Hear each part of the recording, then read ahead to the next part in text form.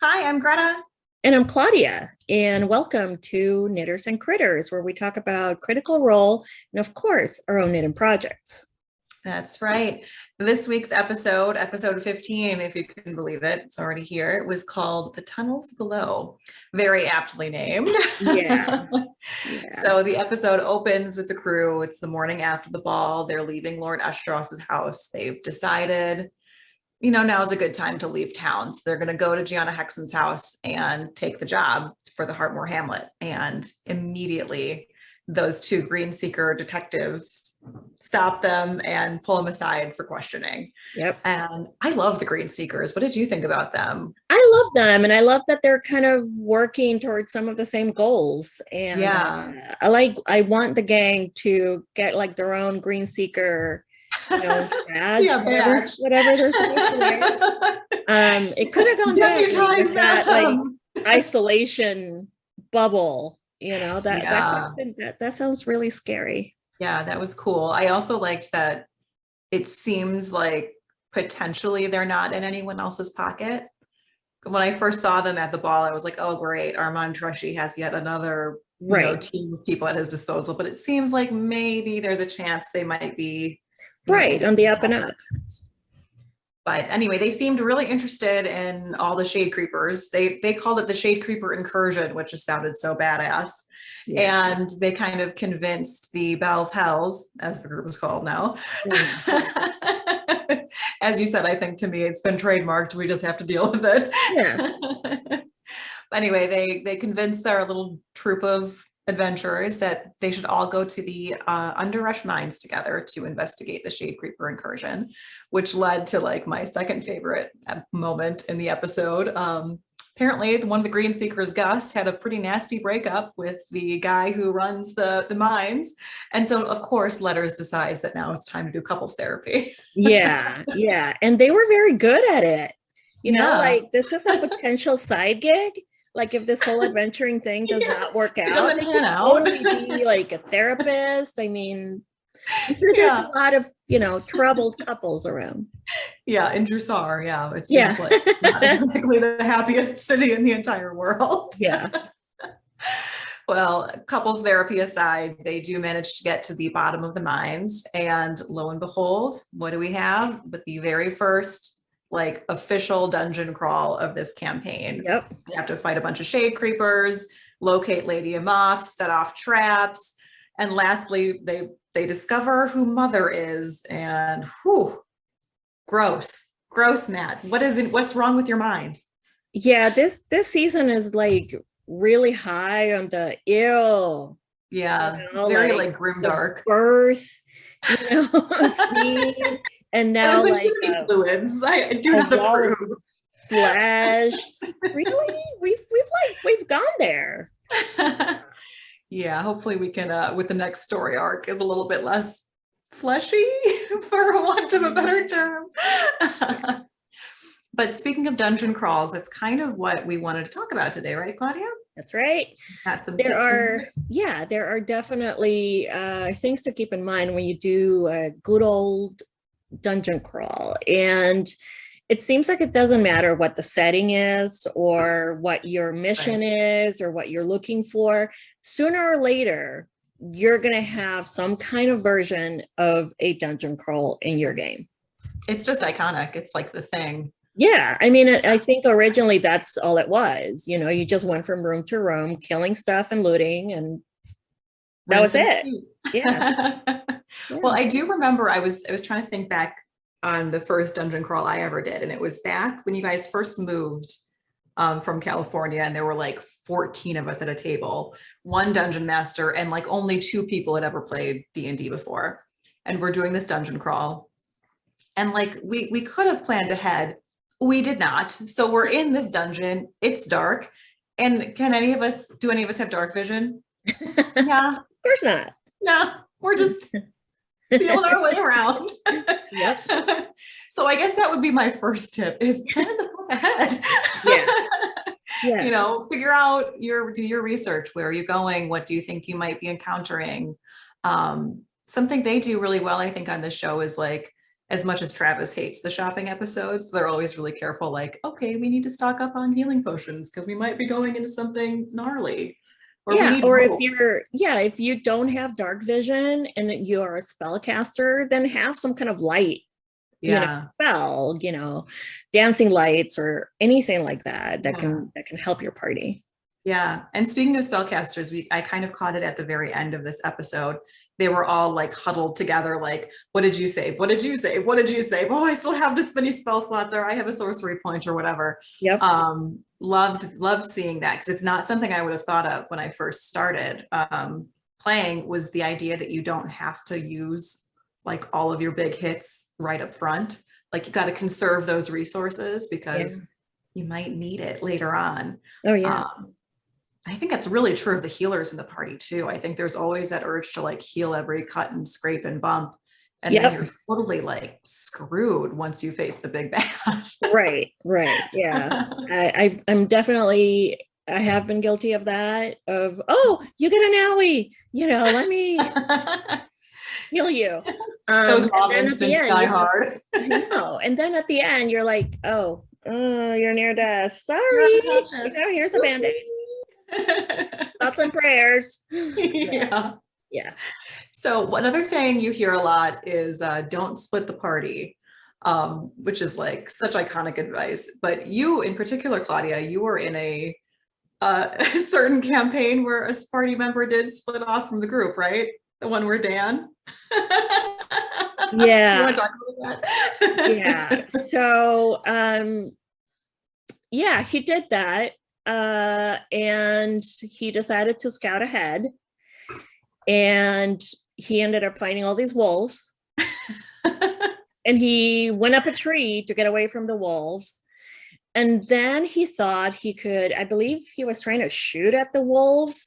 So he went on one of the limbs of the tree. So yeah, exactly what you think happened. Oh, the no. branch broke, or he fell. I don't remember at this point. But I remember like you telling me it was like the series of the worst rolls anyone has ever rolled. He fell, and the wolves, and that was the end of Quimby.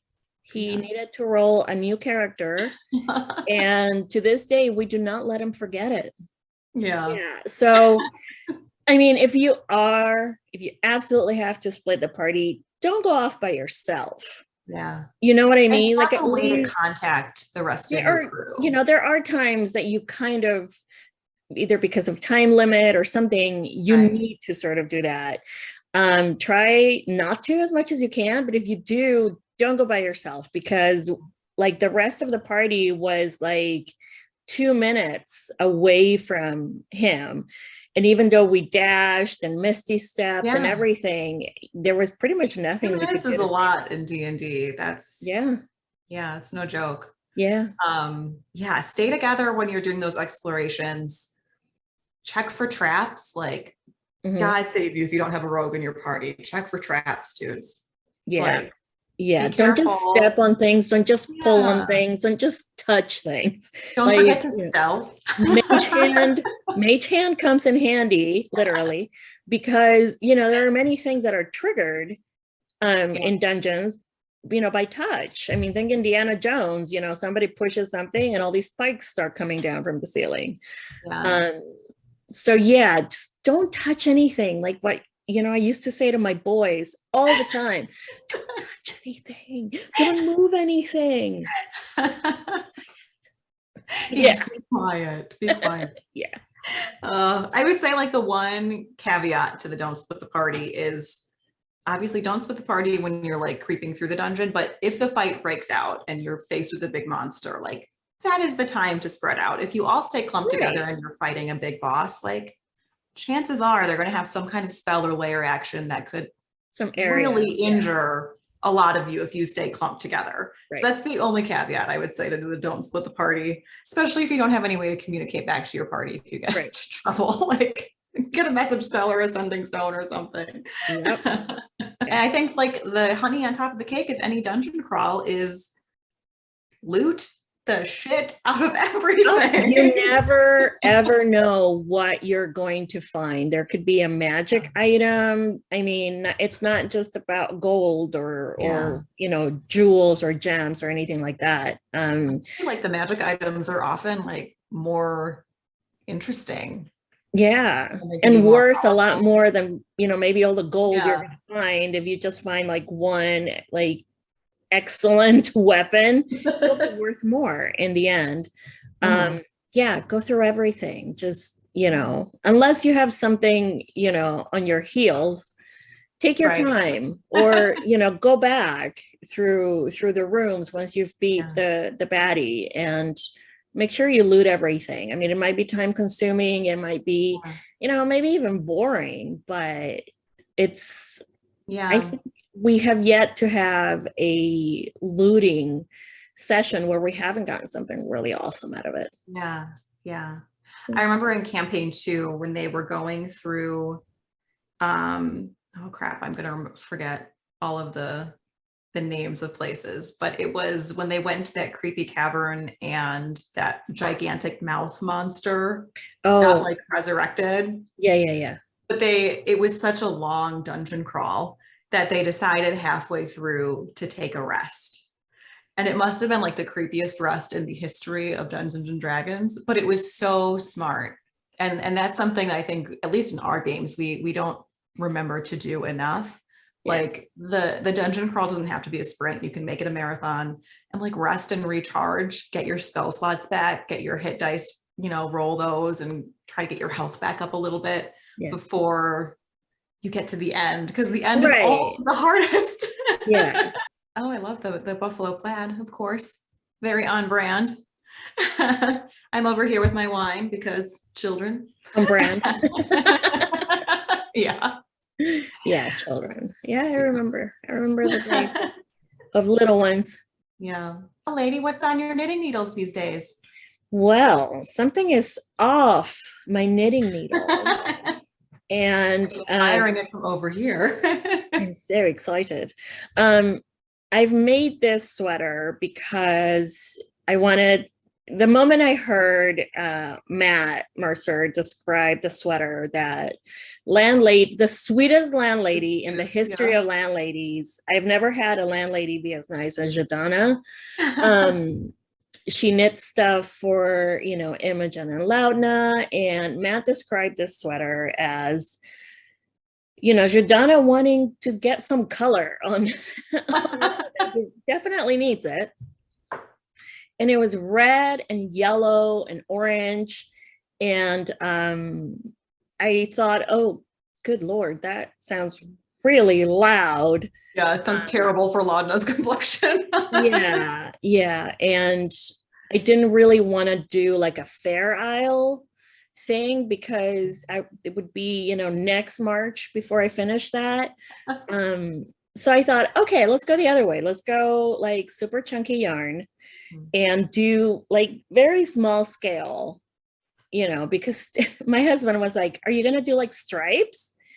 And I thought, red, yellow, and orange. No, I am not going to do stripes. It's horrific and not me at all. And I love color, but not stripes like that. So I thought, okay, I'm just going to make it mostly one color. Yeah.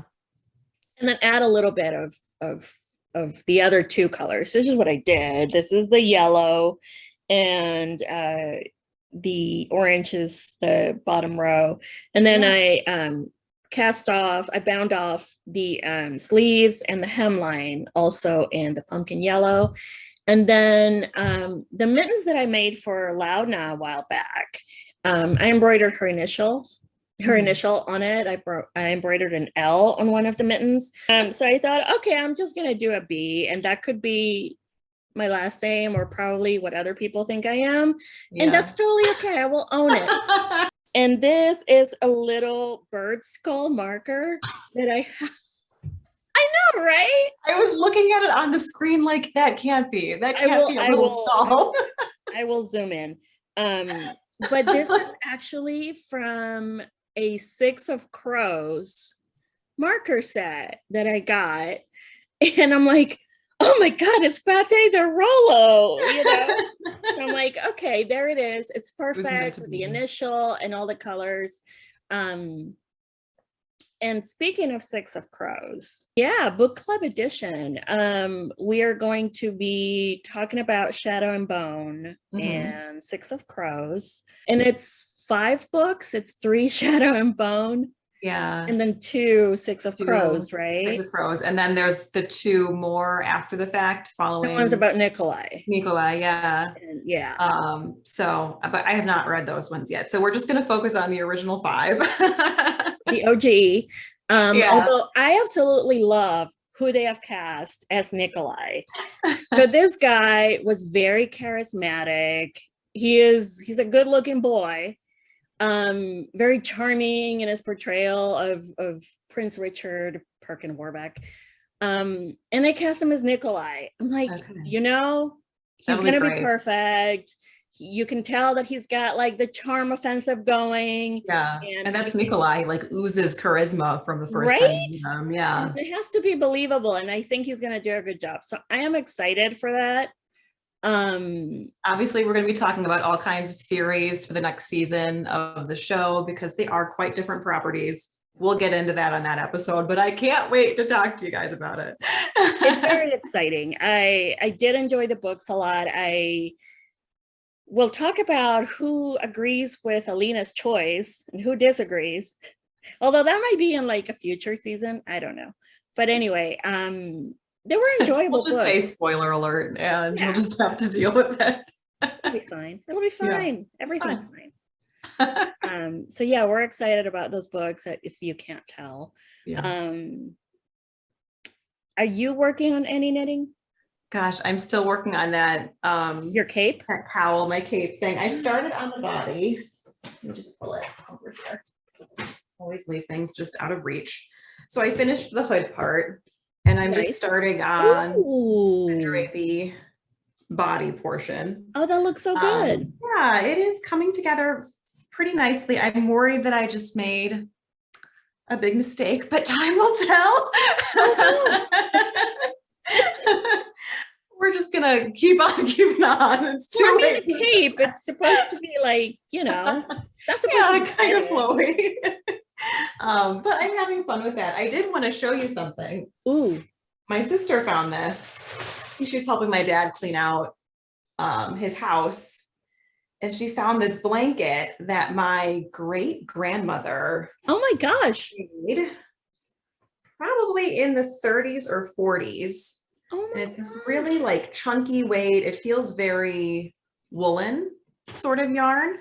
And I was wondering, do you have any idea what the safest way to wash something like this would be? Just like hand wash in a sink? I would say, or don't even try. I mean, I don't know. I think if you want to wash it, I would do just like very, you might just want to give it like a soak. And if there's any musty odors or anything like that, you can do some essential oils. Okay. Unless it's dirty, it probably doesn't need.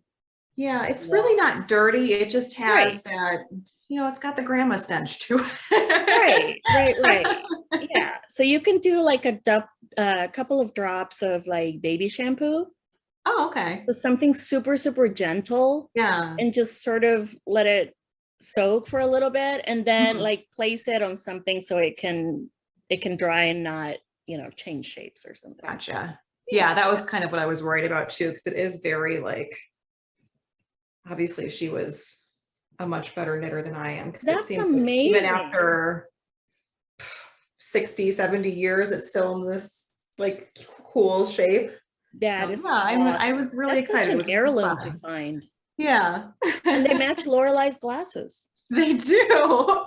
I guess it's gonna go in Lorelai's room. Well, I think that's all I have. Do you have anything else to add for this episode? No, I'm putting along with my 3 big your red sweaters. But no, I was very excited to finish this. It was very quick because it's huge needles, huge yarn. Yeah, so I think I did it in like a week. But yeah, I'm very excited about maybe some spring projects because I'm kind of Oh, over this winter thing. me too. It was 60 degrees by us like 5 days ago, and What? it's what, back in the 20s, It was teens? 19 this morning when I took the boys to school, and I'm like, Yes. it's mid-March. It's Yeah. okay. Well, thank you all for joining us on this week's episode of Knitters and Critters. As always, please hit that like and subscribe buttons. We really appreciate it. Leave your comments below. We'd love to talk to you about our next book club pick, any tips you have for Dungeons and Dragons, and of course, what you're knitting right now. In the meantime, that's all. So Yeah. bye. Take care, guys. Bye.